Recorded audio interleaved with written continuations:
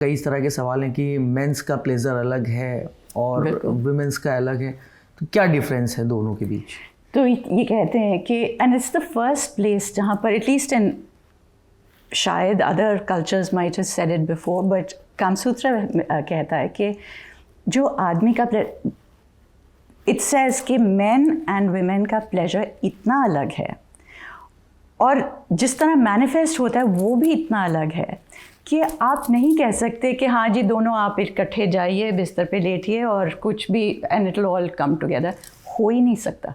इसलिए ये second chapter जो लिखा है, सेकंड हिस्सा जो लिखा है कि किस तरह से फोरप्ले करना चाहिए, इसलिए इसको लिखा गया है ताकि वो बिल्डअप हो सके, ताकि वो कोऑर्डिनेट हो सके। जैसे कि जो आदमी का प्लेजर है वो आग की तरह है, नीचे से शुरू होता है और ऊपर की तरफ जाता है और झट से आग की तरह झट से जगाया जा सकता है और बुझाया जा सकता है। औरत का प्लेजर पानी की तरह है, ऊपर से शुरू होता है और नीचे की तरफ जाता है और पानी की तरह बहुत देर लगती है उसको उबाला आने में और बहुत देर लगती है फिर ठंडा होने में। तो हमारा प्लेजर भी आदमी और औरत का बिल्कुल अलग है एंड ये कभी हमें सिखाया ही नहीं गया, कभी बताया ही नहीं गया कि ये है तो किस तरह से अप्रोच करना चाहिए कि दोनों एक टाइम पर एक चीज़ नहीं कर पाते, तो how do you make it in such a way कि दोनों एक टाइम पर प्लेजर ले सकें, एक दूसरे में प्लेजर ले सकें और किस तरह से ये रिलेशनशिप आगे बढ़ा सकें। प्लेजर का मतलब ऑर्गेज़म? प्लेजर का मतलब ऑर्गेज़म नहीं, सिर्फ ऑर्गेज़म तो लास्ट थिंग होती है ना, वो तो एंड में जी। Pleasure is the releasing of that. Orgasm भी तभी हो सकता है अगर वो प्लेजर हो ड्यूरिंग होल एक्टिविटी। हाँ, आई मीन मेन का प्लेजर अलग तरह से हो सकता है, इजैकुलेशन हो उसके साथ ऑर्गेज़म हो सकती है, दिस वेरी डिफरेंट। लेडीज़ का नहीं ऐसे होता, तो you have to have a different system of doing it. And क्योंकि लेडीज़ को इतना ज़्यादा, औरत को इतना ज़्यादा और टाइम लगता है कंपेयर टू द मैन, इसलिए सिखाना ज़रूरी था और इसलिए ये भी सिखाना ज़रूरी था कि आपके लिए बेनिफिशियल है। जी। आदमी को ये बताना इम्पोर्टेंट था कि नहीं तो क्यों कोई करे। मैम ये टाइमिंग का क्या इशू होता है इसमें कि जैसे वो वुमेन टू वुमेन डिपेंड करता है कि कोई कितने टाइम में, तो ये कैसे पता लगाए कि जैसे कोई पार्टनर है अपने बेड पे और वो कैसे पता लगाए कि जो उसकी फीमेल पार्टनर है वो प्लेजर उसको हो चुका है, वो ऑर्गेज़म उसे हो चुका है?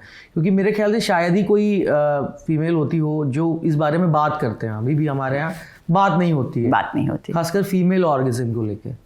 तो ये कैसे पता लगाए, जैसे कोई मेल पर्सन है वो ये चाहता है कि मेरी पार्टनर मुझसे खुश रहे, लेकिन वो दोनों इस पर बात नहीं करते, जबकि बात करना बहुत ज़रूरी है, आपने ये भी कई बार कहा है।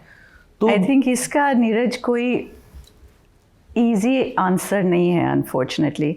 Communication is really important. अच्छा, कामसूत्र में ये भी लिखा है कि अगर आपको ईजी सोल्यूशन चाहिए तो, and I don't agree with this but बता रही हूँ, तो आप अपनी पार्टनर को किस कीजिए पूरे बॉडी पर, ऊपर से लेके नीचे, और जब आप नोटिस करें कि उसकी आंखें ऐसे ऊपर की तरफ जाने लगें जी, थोड़ा सा ऐसे लगे कि वो थोड़ी बेहोश सी होने लगी, दैट मीन्स कि that is her good point that is where she is feeling the pleasure, और उधर फोकस कीजिए और उससे आगे बढ़ सकते हैं।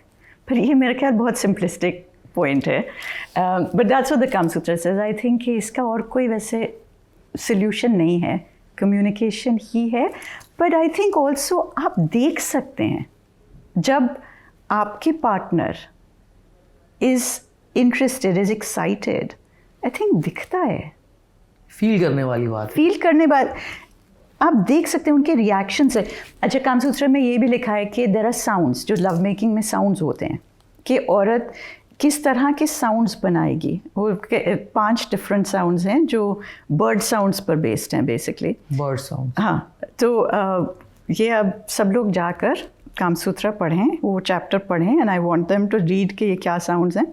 मैंने इन पे एक पूरा चैप्टर लिखा था अपनी किताब में भी, कि पहले इस तरह का थोड़ा सा गटरल सा साउंड होता है, फिर जब उसका प्लेजर बढ़ता है तो वो पिच थोड़ी सी बदल जाती है इस पे।